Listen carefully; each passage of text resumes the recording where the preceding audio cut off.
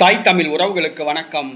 இரவோடு இரவாக தமிழக வெற்றி கழகத்தில் இணைந்தார் ஜோசப் விஜய். அதிர்ச்சி என்ற தலைப்பில் இந்த காணொளியை காண்கிறோம்.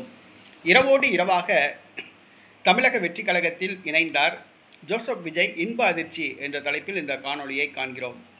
2022ஆம் ஆண்டு பிப்ரவரி மாதம் மாநகராட்சி தேர்தல்கள் நடைபெற்றது. சென்னை மாநகராட்சியில் 150க்கும் மேற்பட்ட கவுன்சிலர்கள் திமுக வசம் உள்ளனர். மொத்தமுள்ள 200 கவுன்சிலர்களில் 150க்கும் மேற்பட்ட கவுன்சிலர்களை திமுக வென்றது. தற்பொழுது சென்னை மாநகராட்சி மேயராக பிரியா உள்ளார்.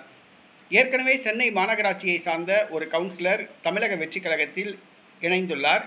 நேற்றைய தினம் அதிமுகவை சார்ந்த 2 கவுன்சிலர்கள், அம்மா மக்கள் முன்னேற்ற கழகத்தை சார்ந்த ஒரு கவுன்சிலர், ஒரு சுயேட்சை கவுன்சிலர் என மொத்தம் 4 கவுன்சிலர்கள் தமிழக வெற்றி கழகத்தில் இணைந்துள்ளனர்.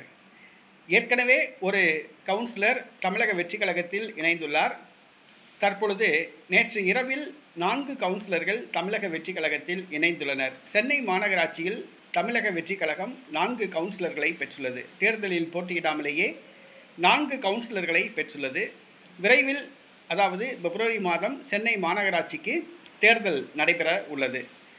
அப்போது குறைந்தது 100 தொகுதிகளிலாவது 100 கவுன்சிலராவது தமிழக வெற்றி கழகம் வெற்றி பெறும் என எதிர்பார்க்கப்படுகிறது. இந்த சூழ்நிலையில் தற்பொழுது திமுகவிலிருந்து பலர் விலகி வருகின்ற சூழ்நிலையில் சென்னை மாநகராட்சியில் தமிழக வெற்றி கழகத்துக்கு 5 கவுன்சிலர்கள் கிடைத்திருப்பது ஜோசப் விஜய்க்கு இன்ப அதிர்ச்சியை கொடுத்துள்ளது.